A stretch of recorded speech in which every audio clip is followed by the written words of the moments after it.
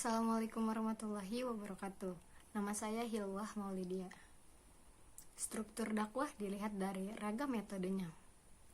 Jika kita ingin mengetahui struktur ilmu dakwah, maka terlebih dahulu kita harus mengetahui objek dan metode dari ilmu dakwah tersebut. Yang pertama, kita akan membahas objek dahulu. Objek adalah sesuatu yang dikaji. Dalam ilmu dakwah ada dua objek, yaitu objek material dan objek formal. Objek material adalah perilaku manusia yang berkaitan dengan ajaran pokok Islam, yang termasuk di dalamnya ada manifestasi ajaran dalam setiap aspek kehidupannya. Selanjutnya adalah objek formal, yaitu perilaku keislaman sebagai upaya dari amar ma'ruf nahi munkar, yang perilakunya dibedakan dengan bentuk kegiatan, baik itu irsyad, tablik, tadbir, maupun tamkin. Selanjutnya adalah metode atau cara langkah kerja untuk mengembangkan ilmu dan memahami objek kajian ilmu. Ragam metode ilmu dakwah menurut Amrullah Ahmad ada 5. Yang pertama adalah pendekatan sistem analisa dakwah, yaitu cara kerja melalui sistem kelembagaan.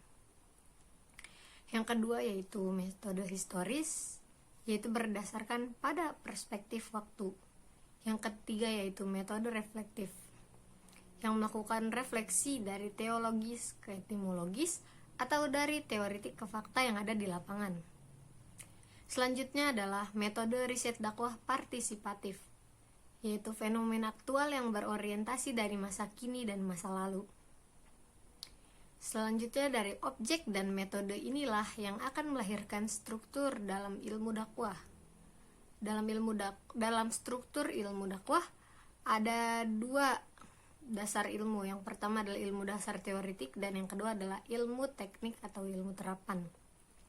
Ilmu dasar teoretik yaitu disiplin ilmu yang memberikan kerangka teori dan metodologi dakwah Islam. Biasanya berkaitan dengan prinsip dakwah, kerangka teoretik, paradigma, metodologi, dan juga sistem dakwah. Selanjutnya adalah ilmu teknik atau ilmu terapan, yaitu disiplin ilmu yang memberikan kerangka operasional dalam kegiatan dakwah Islam. Jadi bagaimana dakwah dilakukan untuk merujuk kepada keahlian profesi dan teknologi dakwah. Teknologinya ini bermacam-macam, bisa dari teknologi irsyad, tablik, dan lain sebagainya. Selanjutnya kita akan membahas 10 mabadi asyaro dalam konteks ilmu dakwah. Mabadi asyaro adalah 10 hal pokok yang terkait dari sebuah ilmu. Karena di sini kita akan membahas ilmu dakwah, maka mabadi asyaro akan memberikan gambaran tentang dakwah. Yang pertama adalah al-haddu atau pengertian, yaitu dijabarkannya pengertian dari ilmu dan juga dakwah.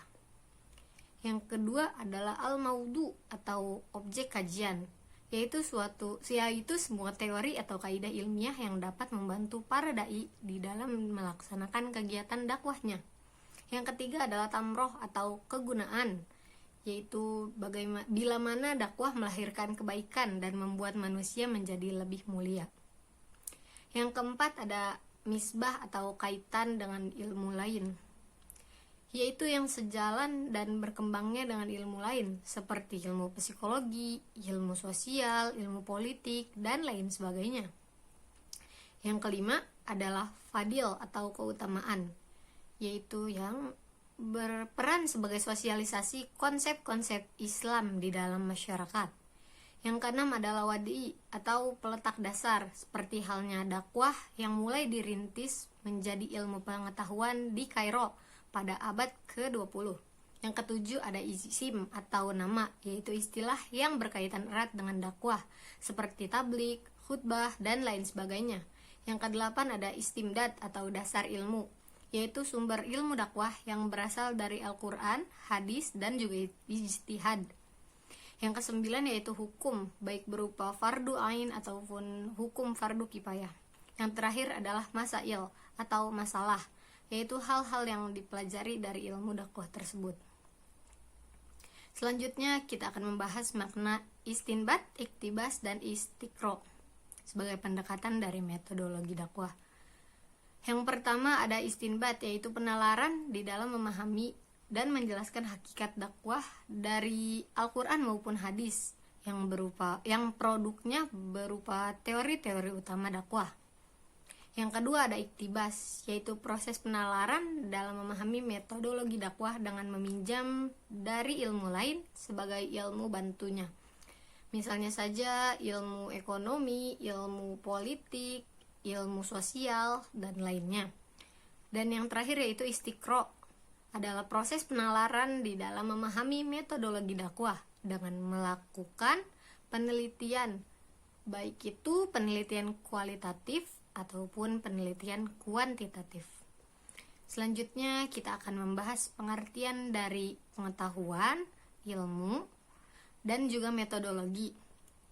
Yang pertama ada pengetahuan, yaitu informasi yang sifatnya masih umum atau sudah diketahui orang banyak, tetapi kebenarannya masih belum diketahui secara pasti.